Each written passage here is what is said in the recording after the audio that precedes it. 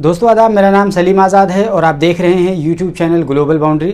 आज के इस वीडियो में हम आपको इजराइल में पैदा हुए नए संकट के बारे में बताने वाले हैं और साथ ही साथ आपको ये भी बताएंगे कि इजराइल के प्रधानमंत्री बेंजामिन नेतन्याहू पर किस तरह के संकट के बादल मंडरा रहे हैं और वो क्यों सत्ता से बेदखल होने जा रहे हैं और उनको कौन रिप्लेस करने जा रहा है। तो दोस्तों, इससे पहले कि आगे बढ़ूं, आपसे गुजारिश है कि आप हमारे इस चैनल को सब्सक्राइब कर लीजिए, क्योंकि हम इसी तरह की डिटेल्स वीडियो लाते रहते हैं और उम्मीद है कि एक बार अगर आप हमारे चैनल सब्सक्राइब कर लेंगे तो आपको हम कभी मायूस नहीं करेंगे और हमारे चैनल्स पे आप बहुत अच्छी और इन्फॉर्मेटिव वीडियोस देख पाएंगे। अब आइए मुद्दे की बात करते हैं और शुरुआत इस बात से करते हैं कि प्रधानमंत्री बेंजामिन नेतन्याहू के बुरे दिन अब से शुरू होने जा रहे हैं, यानी उनके 12 साल का अब वनवास होने जा रहा है और पूरी तरीके से उनकी सत्ता ख़त्म हो जाएगी और उसके बाद हो सकता है कि उनको जेल के सलाखों के पीछे भी डाल दिया जाए, क्योंकि उन पर करप्शन के चार्जेस लगे हुए हैं। क्योंकि जैसे ही उनकी सत्ता जाएगी उनके खिलाफ चार्जेस की सुनवाई में तेज़ी आ जाएगी।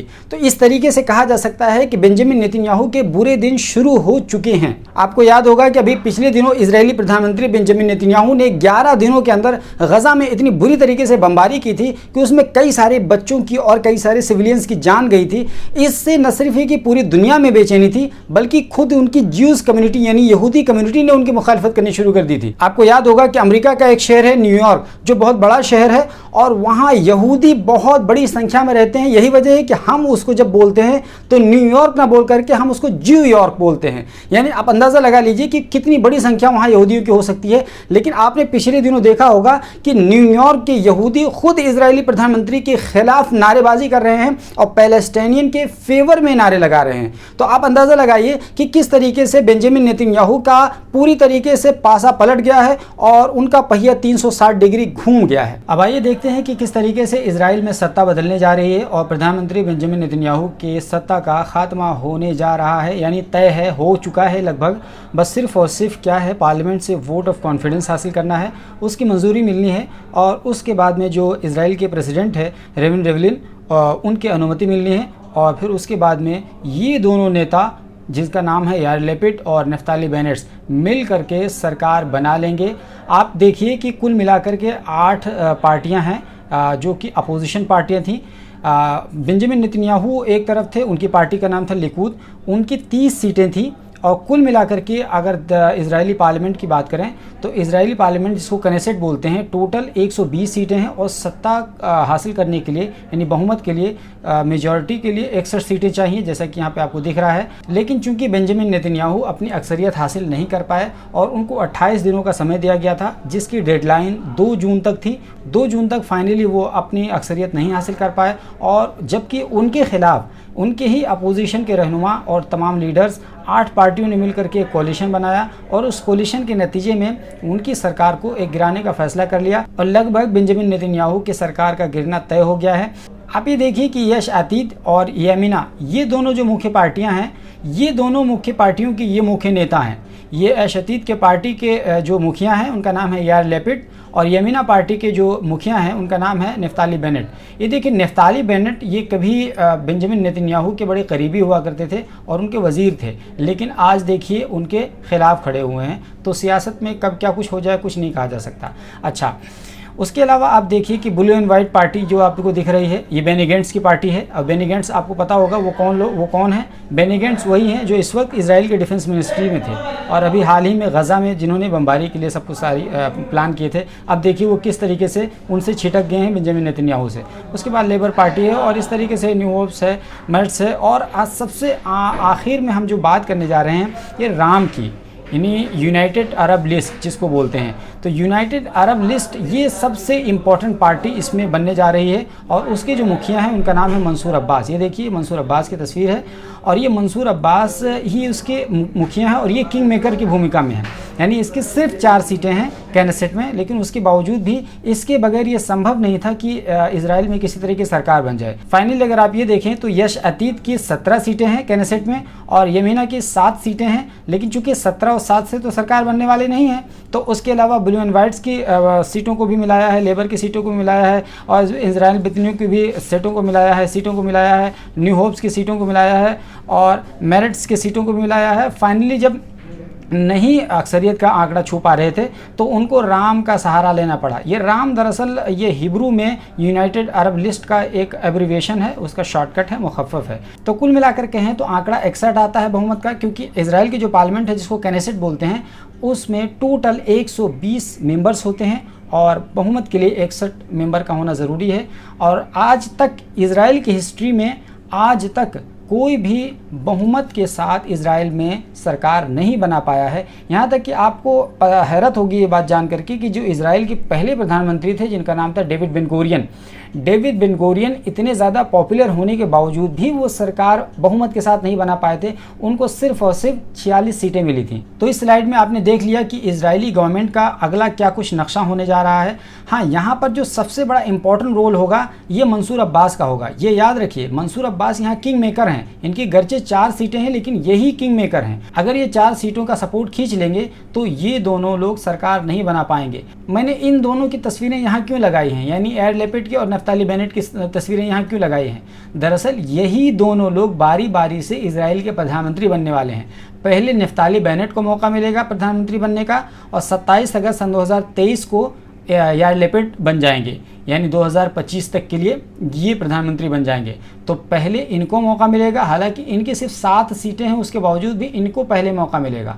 और उसके बाद में जो ऐश अतीत के मुखिया हैं यार लैपिड, इनको 2023 के बाद मौका मिलेगा और 2025 तक ये प्रधानमंत्री रहेंगे इजराइल के।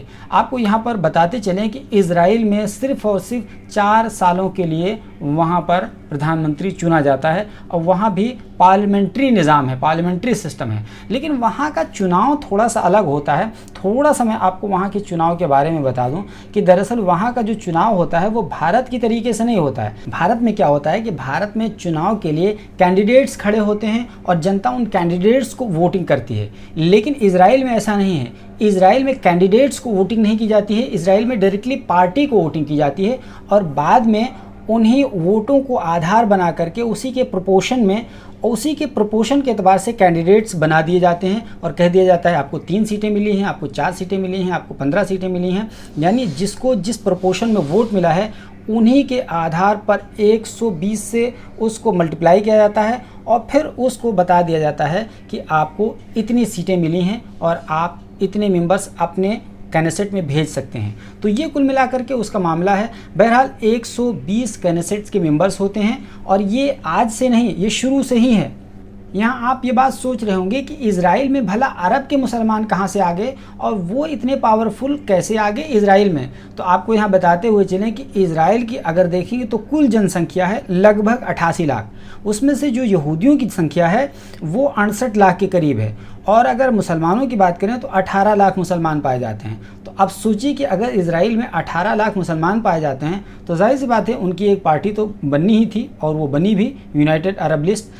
अब यहाँ पर ये बात है कि ये जो यूनाइटेड अरब लिस्ट है ये बहुत ही इम्पोर्टेंट है और ये पहली बार किसी भी इजरायली गवर्नमेंट का हिस्सा बनने जा रही है और ये किंग मेकर की भूमिका में है। अगर आप ये स्लाइड देखेंगे तो आप ये देख सकते हैं कि ये है मंसूर अब्बास और ये है नफ्ताली बेनेट और ये हैं यार लैपिड। ये तीनों लोग मिल करके कॉमन मिनिमम प्रोग्राम की एक लेटर पर साइन कर रहे हैं और उस पर डिस्कशन कर रहे हैं। और आपको हम ये बता दें कि ये जो नफ्ताली बेनेट हैं और ये मंसूर अब्बास हैं, इन दोनों के दरमियान बिल्कुल ज़मीन और आसमान का फ़र्क है आइडियोलॉजी में। ये मुसलमानों के रिप्रेजेंटेटिव हैं और ये कट्टर यहूदी हैं। ये कट्टर बल्कि बेंजामिन नेतन्याहू से भी 2 कदम आगे हैं। तो अब आप ये सोचिए कि अगर ये बेंजामिन नेतन्याहू से भी 2 कदम आगे हैं और ये प्रधानमंत्री बनने जा रहे हैं तो किस तरीके से ये मंसूर अब्बास उनके साथ रह पाएंगे, क्योंकि ये फ़लस्तीनियों के हिमायती हैं, वो पैलेस्टाइनियन कॉज की हिमायत करते हैं। वहीं नफ्ताली बेनेट जो हैं वो ज्यू सेटलमेंट के हमायती हैं, यानी यहूदियों की जो आबादी की बसाई जा रही है वहाँ मुसलमानों को भगा करके, वो उसकी हिमायत करने वाले हैं। तो जाहिर सी बात है कि आप ये देखिए कि दोनों के दरमियान किस तरीके से जोड़ खाएगा। लेकिन उसके बावजूद भी इन्होंने, मंसूर अब्बास ने जो ये साइन किया है ये बहुत सोच समझ के साइन किया है। पहले इनकी पूरी शोरा बैठी यूनाइटेड अरब लिस्ट की, उसके बाद में फ़ैसला लिया गया कि फाइनली बेंजामिन नेतन्याहू की पार्टी को सत्ता से बेदखल करना है, लिकुद पार्टी को, और फिर ये नई अपोजिशन की जो पार्टियां हैं इनके साथ मिलकर के सरकार बनाना है। ये शोरा का फ़ैसला था मंसूर अब्बास की पार्टी का। लेकिन फाइनली नतीजा ये निकलेगा, ये मैं अपने एक्सपीरियंस की बेस पर यहाँ ये कह रहा हूँ कि नतीजा ये निकलेगा कि इन दोनों के बीच में कभी ना कभी खटास आएगी और आखिरकार ये दोनों एक दूसरे के साथ अलग होंगे। आपको हम एक एग्जाम्पल के साथ समझा सकते हैं कि जिस तरीके से बीजेपी और पीडीपी ने मिल करके कॉमन मिनिमम प्रोग्राम के तहत कश्मीर में प्रोग्राम बनाया था, यानी सरकार बनाया था, और फाइनली 2-3 सालों के बाद उनकी सरकार गिर गई और दोनों फिर एक दूसरे के साथ ब्लेम का गेम खेलने लगे। कहीं ना कहीं इसी तरह का गेम यहाँ भी खेला जाएगा, क्योंकि दोनों ज़मीन आसमान का फ़र्क है दोनों की आइडियोलॉजी में। तो ऐसा मुमकिन ही नहीं होगा कि ये तमाम उन चीज़ों पर वो हामी भरें और एग्री करें जिसको मंसूर अब्बास कहेंगे कि इसको करने के लिए। ये क्योंकि ये यहूदियों के कट्टर हिमायती हैं और ये कट्टर मुसलमानों के हिमायती हैं। और आपको पता है कि इज़राइल में यहूदी मुसलमान किस तरीके से आपस में गुत्थम गुत्था रहते हैं अपने अपने हुकूक और राइट्स के लिए। वहीं अगर इनकी बात करें, यार लेपिड की बात करें, तो यार लेपिड जो है, इनकी जो पार्टी अतीत, इनकी पार्टी कहीं ना कहीं ये बीच के विचारधारा के हैं, यानी ये ना बहुत ज़्यादा लेफ़्ट हैं और ना ही बहुत ज़्यादा राइट है, ये सेंट्रिक विचारधारा के व्यक्ति माने जाते हैं। तो इनके साथ तो कोई दिक्कत नहीं है। ये दरअसल ये पत्रकार रह चुके हैं, ये टीवी के एक होस्ट और एंकर रह चुके हैं।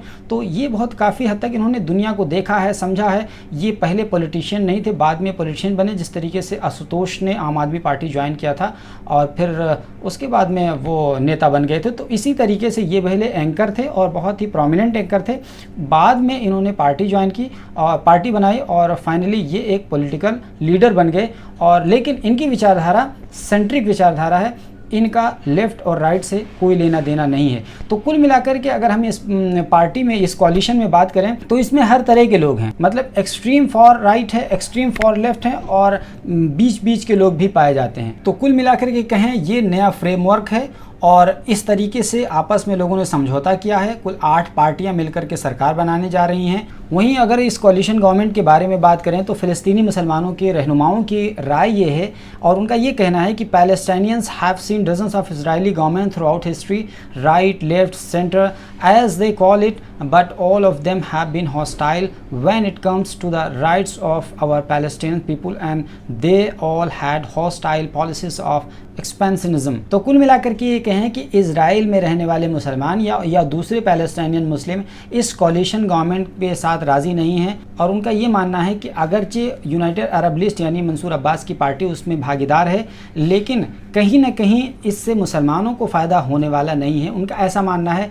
वहीं अगर मंसूर अब्बास की पार्टी यूनाइटेड अरब लिस्ट की माने तो उनका सीधा सीधा ये कहना है, जैसे आप ये देखिए लिखा हुआ है, Abbas party said that the agreement includes the allocation of more than 53 billion shackles, यानी शेकल्स वहाँ के इजरायली सिक्के को बोलते हैं, इजरायली करेंसी को बोलते हैं, तो जो 16 बिलियन पे बनेगा, to improve infrastructures and curb violence crime in Arab towns. उसके अलावा आगे कहते हैं the agreements also include provisions of freezings, demolition of homes build without permit of Arab villages. Basically ये ओवरऑल अगर ये देखें तो उनका सीधा सीधा ये कहना है कि हमने बहुत सोच समझ करके फ़ैसला लिया है कॉलिशन गवर्नमेंट में आने का और हम इसमें जो आ रहे हैं तो इससे मुसलमानों को फ़ायदा होगा। हम उसमें रह करके मुसलमानों के राइट्स को बहुत ही अच्छे तरीके से प्रिजर्व करेंगे और उनके हुकूक की पामाली नहीं होने देंगे। तो अगर ये कहा जाए कि यूनाइटेड अरब लिस्ट एक तरीके से अपने लोगों को मनाने की कोशिश कर रही है और उसकी ये कोशिश है कि सरकार बना करके फ़िलहाल नेतन्याहू को किनारे लगा दिया जाए और फिर नफ्ताली बेनेट के साथ बार्गेनिंग की जाए और उनको समझाया जाए कि मुसलमानों की क्या क्या राइट्स हैं और किन किन इश्यूज़ पर मुसलमानों को नहीं छेड़ा जाना चाहिए। दोस्तों, इस वीडियो में जिस तरीके से आपने देखा कि प्रधानमंत्री बेंजामिन नेतन्याहू को किस तरीके से अपोजिशन ने साइडलाइन कर दिया और उनकी जगह पर कब्जा कर लिया है, अब देखने वाली बात यह होगी कि क्या 8 पार्टियों का ये कब्जा इजरायली गवर्नमेंट पर बरकरार रहेगा या किसी तरीके से नफ्ताली बेनेट और मंसूर अब्बास के बीच में आइडियोलॉजी को लेकर के खटास आएगी और रिश्ते बिगड़ सकते हैं। ये आने वाले दिनों में साफ हो जाएगा। लेकिन इतना तो तय है कि फिलहाल प्रधानमंत्री बेंजामिन नेतन्याहू के बुरे दिन शुरू हो चुके हैं।